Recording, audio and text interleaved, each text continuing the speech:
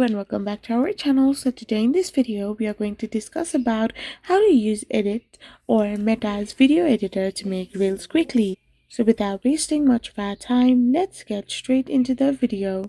So for this, simply tap open your Instagram app, and once you open it, you need to simply go back and simply tap on the Reels section.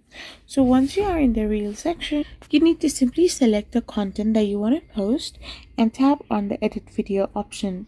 Now you can simply add the scissor like option to edit this photo or video, and you can also add clips, audios, text, stickers, and even captions. After you are done, you can also choose the voiceover section to voice over this particular video or like photo, and once you have done this, you will be able to simply edit this reel according to your style with the help of Meta's video editor on Instagram. So this is how you can simply do it. I hope you found this video helpful, so don't forget to hit that subscribe button and to give us a thumbs up.